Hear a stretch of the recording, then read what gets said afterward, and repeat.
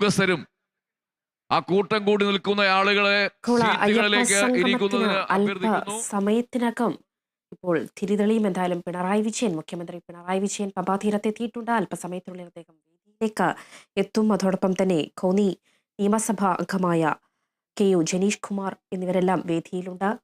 വിവരങ്ങളുമായി കാളിദാസൻ ചേരുന്നുണ്ട്. കാളിദാസൻ, അല്പസമയത്തിനുള്ളിൽ എന്തായാലും ആഗോള അയ്യപ്പ സംഗമത്തിന് തിരിതെളിയും എന്ന കാര്യം വ്യക്തമാണ്. അതോടൊപ്പം തന്നെ മറ്റുള്ളവർ എത്തിച്ചേർന്നു, വിശിഷ്ടാതിഥികളെല്ലാം എത്തിച്ചേർന്നു. ആഗോള അയ്യപ്പ സംഗമത്തിൽ പങ്കെടുക്കാനുള്ളവർ എല്ലാവരും എത്തിച്ചേർന്നു. അതോടൊപ്പം തന്നെ സുരക്ഷാ ക്രമീകരണങ്ങളും എങ്ങനെയാണ് കാളിദാസൻ?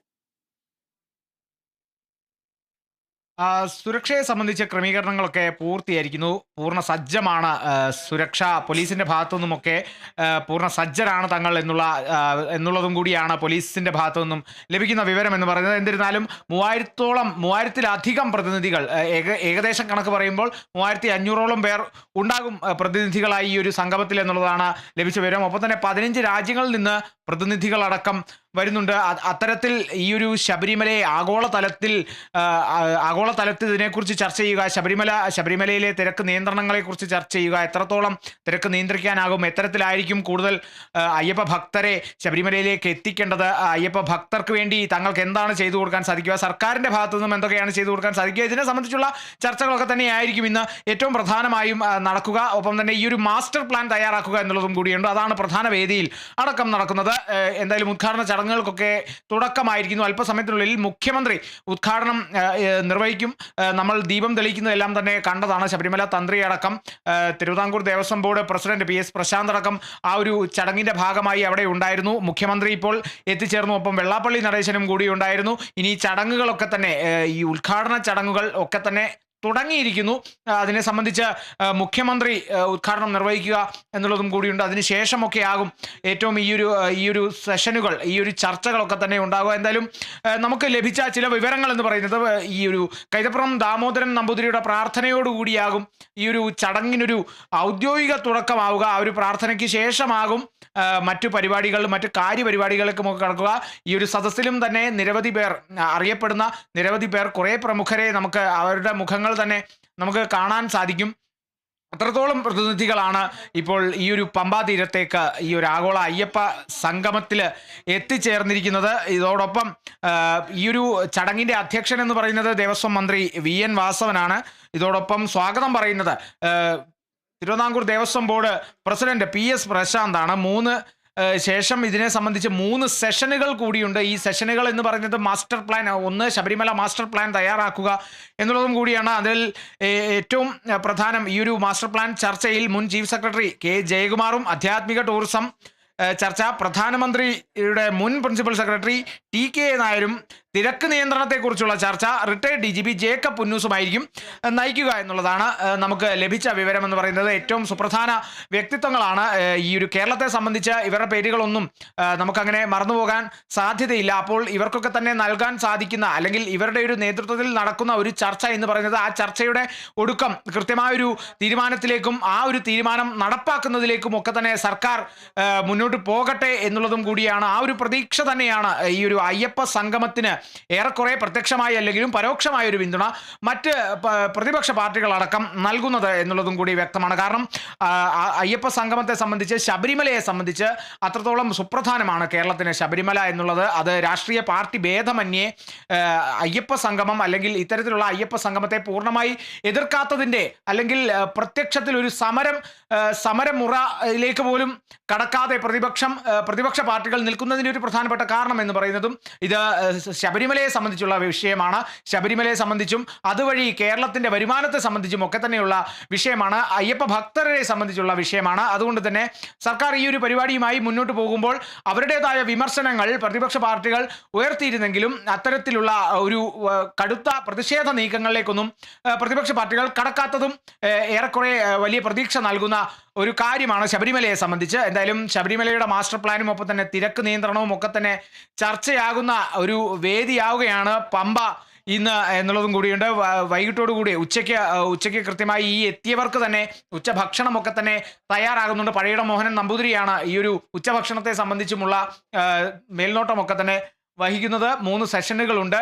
ഈ സെഷനുകളിലൊക്കെ തന്നെ ഞാൻ നേരത്തെ സൂചിപ്പിച്ചിരുന്നു, ഏറ്റവും പ്രമുഖ വ്യക്തിത്വങ്ങളാണ് ആ ചർച്ചകളെല്ലാം തന്നെ നയിക്കുന്നത്. ഒപ്പം തന്നെ ഈ ഒരു ഏറ്റവും പ്രധാനം ഈ പ്രതിനിധികളെ സംബന്ധിച്ചും പ്രതിനിധികൾക്കും വലിയൊരു ഉത്തരവാദിത്തമുണ്ട്. കാരണം ഇതിനെ സംബന്ധിച്ചൊരു കൃത്യമായൊരു ചോദ്യാവലിയെല്ലാം തയ്യാറാക്കി നൽകുമെന്നുള്ളതാണ്. കാരണം ഈ ഒരു തിരക്ക് നിയന്ത്രണത്തെക്കുറിച്ച് പ്രതിനിധികൾക്ക് എങ്ങനെയാണ്, പ്രതിനിധികളുടെ അഭിപ്രായങ്ങൾ എങ്ങനെയൊക്കെയാണ്, എന്തൊക്കെയാണ് തിരക്ക് നിയന്ത്രണത്തെ സംബന്ധിച്ച് സർക്കാരിന് ചെയ്യാൻ കഴിയുക എന്നുള്ളത് പ്രതിനിധികളുടെ ഒരു അഭിപ്രായമൊക്കെ തന്നെ തേടുന്ന തരത്തിലൊരു ചോദ്യാവലിയൊക്കെ തയ്യാറാക്കി നൽകുമെന്നുള്ളതാണ് നമുക്ക് ലഭിച്ച വിവരം എന്ന് പറയുന്നത്. എന്തായാലും സെഷനുകൾക്കനുസരിച്ച് ഓരോ സെഷനുകൾക്കിടയിലും ഒക്കെ തന്നെ നമുക്ക് കാണാൻ സാധിക്കും. ഇപ്പോൾ ദൃശ്യങ്ങളിലൊക്കെ തന്നെ നമുക്ക് നിരവധി പേരെ കാണാൻ സാധിക്കും. സിനിമാ മേഖലയിൽ നിന്നുള്ള കുറേ പേർ ആ ഒരു സദസ്സിൽ തന്നെ ഇരിക്കുന്നുണ്ട്.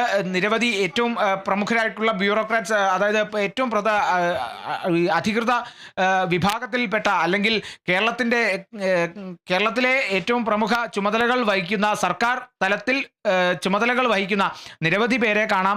മന്ത്രിമാരടക്കം പങ്കെടുക്കുന്ന ഒരു ചടങ്ങ് കൂടിയാണ് ആഗോള അയ്യപ്പ സംഗമം. കാരണം സർക്കാരിനെ സംബന്ധിച്ച് ആഗോള അയ്യപ്പ സംഗമം എന്നുള്ളത് ഏറ്റവും പ്രധാനപ്പെട്ട ഒരു കാര്യമാണ്. ശബരിമല കേരളത്തിൻ്റെ വരുമാനം ഉയർത്തുന്നതിൽ ശബരിമലയുടെ പങ്ക് അത്രത്തോളം വലുതാണ്. ആ ഒരു വരുമാനത്തെ ഇരട്ടിയാക്കുക അല്ലെങ്കിൽ എത്രത്തോളം ഉയർത്താൻ സാധിക്കുമോ അത് ഈ ഒരു ആഗോള അയ്യപ്പ സംഗമത്തിലൂടെ തന്നെ ലോകോത്തര നിലവാരത്തിൽ അതിനെ ഉയർത്താൻ സാധിക്കും. ലോകം ഈ ഒരു ശബരിമലയെക്കുറിച്ച് ഇപ്പോൾ പറയുന്നുണ്ട്. അതിൻ്റെ 10 ഇരട്ടി കൂടുതൽ ആളുകൾ, കൂടുതൽ കാതുകളിലേക്ക് ഈ ശബരിമലയെക്കുറിച്ചും ശബരിമലയുടെ ഈ ഒരു വിശേഷത്തെക്കുറിച്ചും ശബരിമലയുടെ പ്രത്യേകതയെക്കുറിച്ചുമൊക്കെ എത്തട്ടെ. അതോടൊപ്പം ഈ ഒരു ശബരിമലയിൽ ഇപ്പോൾ നേരിടുന്ന ചില പ്രതിസന്ധികൾ, അത്തരത്തിൽ പ്രതിസന്ധികൾ ഉണ്ടെങ്കിൽ ആ പ്രതിസന്ധികളൊക്കെ പരിഹരിക്കപ്പെടാനുള്ള ഒരു സംഗമം കൂടിയാണ് ഈ പമ്പയിൽ നടക്കുന്ന ആഗോള അയ്യപ്പ സംഗമം എന്നുള്ളതും കൂടിയൊക്കെ തന്നെയാണ് സർക്കാർ മുന്നോട്ട് വെച്ച ആശയം എന്ന് പറയുന്നത്. ഒരു ഇതിൽ എത്തുന്ന അയ്യപ്പ ഭക്തർക്കൊക്കെ തന്നെ കൃത്യമായ സൗകര്യങ്ങളൊക്കെ തന്നെ അവർ ഒരുക്കി നൽകുന്നുണ്ട്. ഈ ഒരു സംഗമത്തിൻ്റെ ഭാഗമായി ഈ ഒരു ചോദ്യാവലിയുടെ കാര്യം തന്നെ ഞാൻ നേരത്തെ സൂചിപ്പിച്ചിരുന്നു. കാരണം വരുന്ന പ്രതിനിധികളെ, ഈ ഒരു ചർച്ചകളിൽ പങ്കെടുക്കുന്ന പ്രതിനിധികളെ പോലും ഒഴിവാക്കാത്ത തരത്തിലുള്ളൊരു സമീപനം തന്നെ സ്വീകരിച്ചിരിക്കുന്നു സർക്കാർ. കാരണം ഓരോ പ്രതിനിധികൾക്കും അവരുടേതായ സ്വതന്ത്രമായ അഭിപ്രായങ്ങളുണ്ട്. ആ അഭിപ്രായങ്ങൾക്കനുസരിച്ച് ഭൂരിപക്ഷ അഭിപ്രായം എങ്ങനെയാണോ ആ അഭിപ്രായങ്ങൾക്കനുസരിച്ച് ശബരിമലയുടെ തിരക്ക് നിയന്ത്രണത്തെക്കുറിച്ചും ശബരിമല മാസ്റ്റർ പ്ലാനിനെ കുറിച്ചും ഒക്കെ തന്നെ അവരുടെ ആ ഒരു രൂപരേഖയിൽ അല്ലെങ്കിൽ ആ ഒരു മാർഗരേഖയിൽ കൃത്യമായൊരു മാറ്റം പ്രതിനിധികളുടെ അഭിപ്രായങ്ങൾക്കനുസരിച്ച് തന്നെ ഒരു മാറ്റം വരുത്തുമെന്നുള്ളതാണ് ആ ഒരു ചോദ്യാവലി നൽകുന്നതിലൂടെ മനസ്സിലാക്കുന്നത്. അതുകൊണ്ട് തന്നെ പ്രതിനിധികൾ അത്രത്തോളം ശ്രദ്ധയോടെ തന്നെ ഈ ചർച്ചകളിലൊക്കെ തന്നെ ഭാഗമാകും എന്നുള്ളതും കൂടിയുണ്ട്. അത്തരത്തിലുള്ള ചില കാര്യങ്ങൾ കൂടിയുണ്ട്. ഇനിയിപ്പോൾ ഉദ്ഘാടനത്തിന് അധികം നേരമില്ല. മുഖ്യമന്ത്രിയുടെ ഉദ്ഘാടന ചടങ്ങ് ഒക്കെ മെല്ലെ ആരംഭിച്ചു വരികയാണ്. ചടങ്ങുകളൊക്കെ തന്നെ ആരംഭിച്ചു. ഇനിയൊരു പ്രാർത്ഥനയുണ്ടാകും. പ്രാർത്ഥനയ്ക്കായി എത്തുന്നത് കൈതപ്പുറം ദാമോദരൻ നമ്പൂതിരിയാണ് എന്നുള്ളതാണ് നമുക്കറിയാൻ സാധിച്ചത്. ആ ഒരു പ്രാർത്ഥനയ്ക്ക് ശേഷമാകും ആദ്യത്തെ ആ ഒരു ഉദ്ഘാടന യോഗം തന്നെ ഉണ്ടാവുക. ഈ ഒരു യോഗത്തിൽ അധ്യക്ഷൻ നമുക്കറിയാം ദേവസ്വം മന്ത്രി VN വാസവനാണ്. ഒപ്പം തന്നെ ആശംസകൾ പറയുന്നത്, സ്വാഗതം പറയുന്നത് Thiruvithamkoor Devaswom board president PS പ്രശാന്താണ്.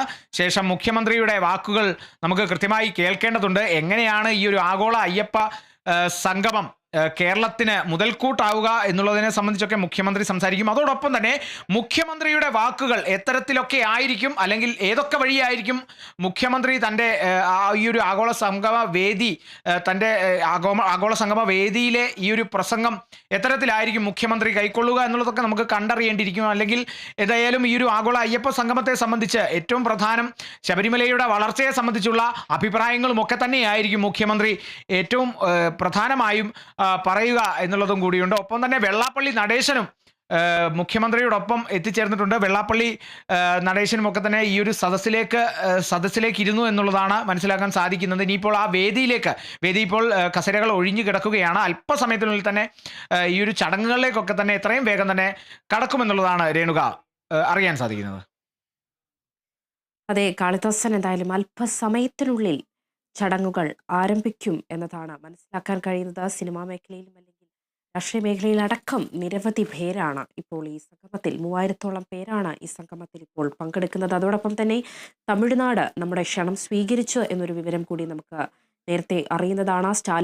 Tamil Nadu മുഖ്യമന്ത്രി സ്റ്റാലിൻ തിരക്കാണെങ്കിലും 2 മന്ത്രിമാരെ ഇതേ ആഗോള അയ്യപ്പ സംഗമത്തിന്റെ പരിപാടിയിൽ പങ്കെടുക്കാനായി എത്തിക്കുമെന്ന് പറഞ്ഞിരുന്നു. ആ 2 മന്ത്രിമാർ ഇപ്പോൾ എത്തിയിട്ടുണ്ടോ കാളിദാസൻ? മന്ത്രിമാരെ സംബന്ധിച്ച് കൂടുതൽ മന്ത്രിമാർ എത്തിക്കൊണ്ടിരിക്കുകയാണ്. സംസ്ഥാനത്തെ മന്ത്രിമാർ തന്നെ ഇപ്പോൾ ഈ ഒരു നിമിഷങ്ങളിലുമൊക്കെ തന്നെ എത്തിച്ചേർന്നുകൊണ്ടിരിക്കുകയാണ്. എന്തായാലും പരിപാടി ഒരു അല്പം വൈകിയ വേളയാണ്. ഇപ്പോൾ അല്പം ഒന്ന് വൈകിട്ടുണ്ട്. എന്നിരുന്നാലും അധികം വലിയ താമസമില്ലാതെ തന്നെ ചർച്ചകളുടെ സമയം കൃത്യമായിരിക്കും എന്നുള്ളതാണ് അറിയിച്ചിരിക്കുന്നത്.